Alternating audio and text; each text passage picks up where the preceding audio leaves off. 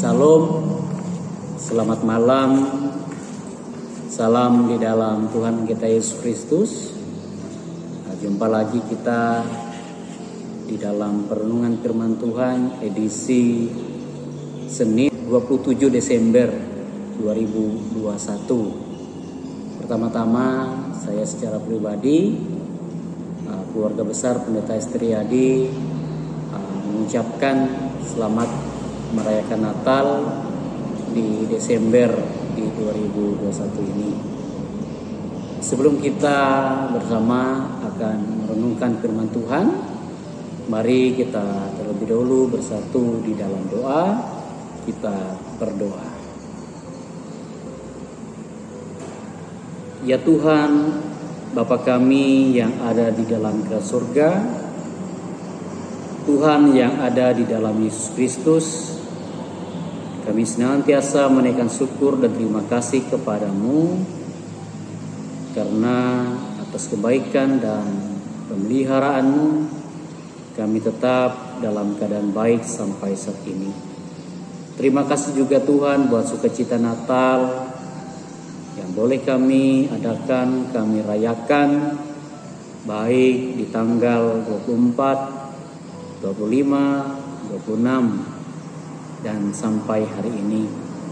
Dan di saat ini Tuhan, kami terkhusus hamba-Mu ingin bersama-sama merenungkan akan kebenaran firman-Mu. Tuhan yang mengurapi, Tuhan yang hadir dalam perenungan ini, sehingga apapun yang boleh kami renungkan bersama, segala sesuatunya menjadi kekuatan iman kami kepadamu.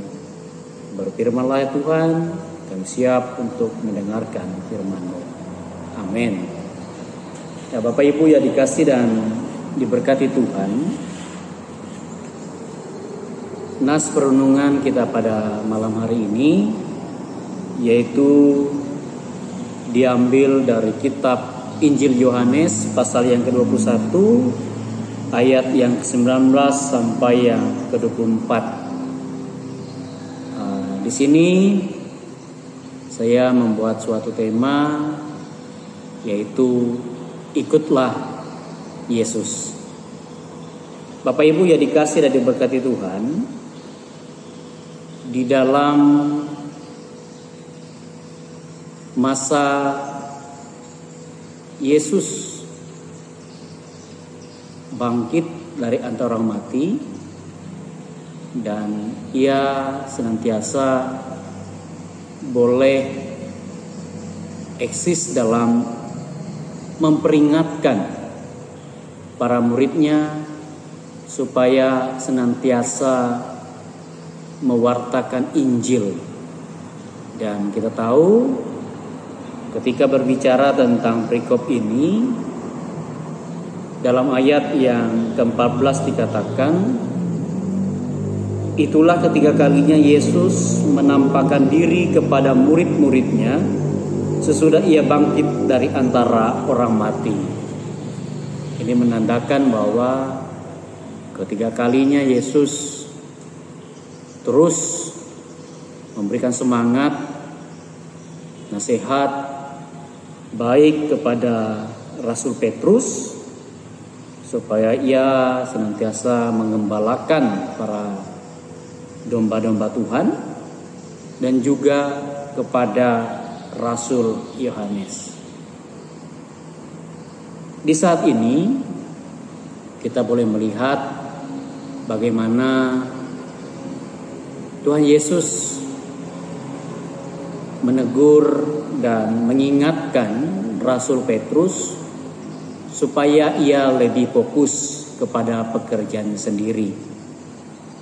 Dalam ayat yang ke-19 dikatakan, dalam hal ini dikatakannya untuk menyatakan bagaimana Petrus akan mati dan memuliakan Allah. Sesudah mengatakan demikian, ia berkata kepada Petrus, ikutlah aku.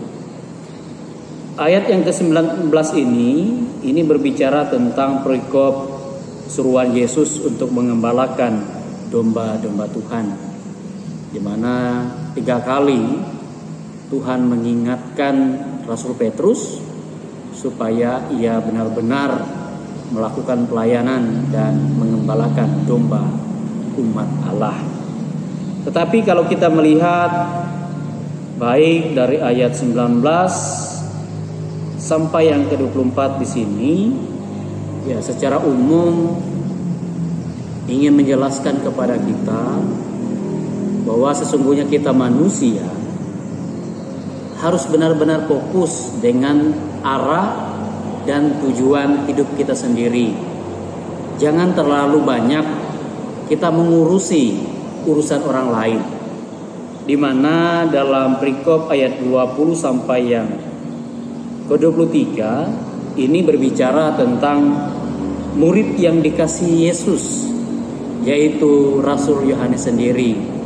Dikatakan dalam ayat yang ke-21, ketika Petrus melihat murid itu, ia berkata kepada Yesus, "Tuhan, apakah yang akan terjadi dengan dia ini?" Jawab Yesus kepadanya, "Jika aku menghendaki supaya ia tinggal hidup sampai aku datang, itu bukan urusanmu, tetapi engkau ikutlah aku." Nah, Bapak Ibu yang dikasih dan diberkati Tuhan, kalau kita sudah fokus dengan hal-hal yang Tuhan inginkan supaya kita kerjakan, maka ya waktu kita untuk mengurusi orang lain itu akan semakin sedikit. Ya, dengan kita lebih banyak fokus terhadap pekerjaan kita sendiri, ya pastinya juga ya pekerjaan Tuhan yang Tuhan inginkan itu lebih besar dan lebih banyak lagi bisa kita perbuat. Dan Bapak Ibu yang dikasih dan diberkati Tuhan, kita melihat juga bagaimana kedua rasul ini, baik Petrus maupun Yohanes, benar-benar dipakai dan diberkati Tuhan. Kita tahu di dalam ayat yang ke-23 ini dikatakan, maka tersebarlah kabar di antara saudara-saudara itu bahwa murid itu tidak akan mati. Tetapi Yesus tidak mengatakan pada Petrus bahwa murid itu tidak akan mati, melainkan jikalau aku menghendaki supaya ia tinggal hidup sampai aku datang, itu bukan urusanmu. Ya, kita sudah melihat kembali lagi ya, bahwa Yesus dari ayat yang ke-19 menyuruh Rasul Petrus benar-benar mengerjakan pekerjaannya dan ikut Yesus. Demikian juga di dalam ayat yang ke-22 dan kembali di dalam ayat yang ke-23. Bila Bapak Ibu ya tahu, kalau kita melihat dalam ayat ini ya betapa luar biasanya ya Rasul Yohanes boleh diberkati ketika ia dibuang ke Pulau Patmos. Di sana dia mendapatkan penglihatan wahyu, berjumpa dengan Tuhan, dan dia bisa menulis, melihat kejadian yang akan terjadi bila mana Tuhan akan datang untuk yang kedua kali. Nah, Bapak Ibu yang dikasih dan diberkati Tuhan, kalau di dalam ayat yang ke-24, dialah murid yang memberikan kesaksian tentang semuanya ini dan yang telah menuliskannya, dan kita tahu bahwa kesaksiannya itu benar. Ya, tentulah ini berbicara tentang Rasul Yohanes. Dialah melewati perenungan firman Tuhan pada malam hari ini. Kita lebih sungguh-sungguh lagi, lebih giat mengerjakan setiap kehendak Tuhan, karena siapapun kita, ya tanpa kecuali pasti kita dituntut untuk melakukan pekerjaan Tuhan secara maksimal dan optimal. Sehingga ya waktu-waktu kita untuk mengurusi orang banyak, hal-hal yang negatif itu akan semakin hilang dan kurang di dalam sifat hidup kita. Tuhan Yesus memberkati firman-Nya. Kita berdoa. Terima kasih Tuhan, bila mana pada saat ini kembali di masa-masa kami ingin mengakhiri tahun 2021 ini. Kiranya apa yang boleh kami kerjakan di tahun ini itu benar-benar lebih fokus dan tertuju kepada pekerjaan Tuhan. Kami tidak terlalu mengurusi pekerjaan orang lain, bahkan lebih cenderung melihat kekurangan dan kelemahan orang. Tetapi bagaimana kami lebih mengoptimalkan potensi diri kami masing-masing, sehingga pekerjaan Tuhan mengikut Yesus itu yang bisa kami kerjakan. Dan ketika kami mengikuti Yesus, kami tahu pasti setiap arahan yang diinginkan oleh Yesus kami kerjakan, kami akan bisa mengerti, dan kami memang tertuju kepada setiap tugas kami masing-masing. Terpujilah Engkau Tuhan sampai milik firman. Di dalam anak Yesus Kristus kami berdoa. Amin.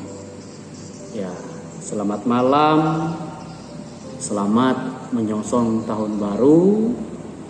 Ya, sekiranya sisa 4 hari lagi, kiranya damai sejahtera Kristus menyertai dan memberkati kita di tahun 2022. Tuhan Yesus menyertai. Shalom.